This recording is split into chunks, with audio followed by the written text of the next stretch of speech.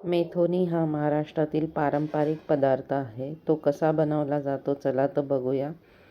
चला तर परत तुमचे स्वागत आहे शिल्पाज मॅजिकल फूड सिक्रेटमध्ये.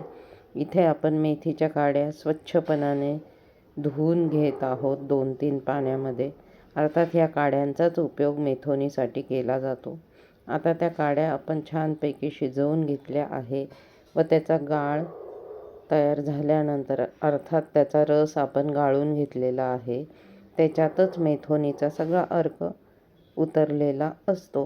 हे बघा, अशा रीतीने त्याचा चोथा आपण बाजूला काढायचा आहे. मेथोनी खाल्ल्याने रक्तदाब नियंत्रित ठेवण्यास मदत होते. हृदयरोग, हाय BP, कोलेस्ट्रॉलचा धोका पण कमी होतो. वजन नियंत्रित ठेवते. रक्तातली साखर नियंत्रित ठेवते. पचनक्रिया सुधारते. तर बघा, अशा रीतीने मेथोनीसाठी आपण हिरव्या मिरच्या, आल्याचा छोटासा तुकडा, लसूण आणि शेंगदाण्याचा थोडासा कूट याच्यात पाणी घालून छानपैकी मिश्रण तयार करणार आहोत. याच्यात अर्थातच तुम्ही फक्त आलं आणि लसूण घालून त्याचं सूप पण बनवून पिऊ शकतात. इथे आपण मेथोनीला आता फोडणी देत आहोत. त्यासाठी आपण तेल गरम करत ठेवलेले आहे. त्यात आता जिरं, मोहरी, हिंग घालणार आहोत.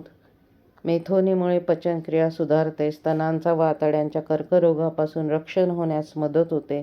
केसांचे सौंदर्य वाढते. केस काळे व मजबूत होतात. वात आणि कफाचे शमन होते. संधिवात, पोलिओ, लकवा, पोटाचे विकार, मधुमेह यावर अत्यंत गुणकारी आहे ही मेथोनी.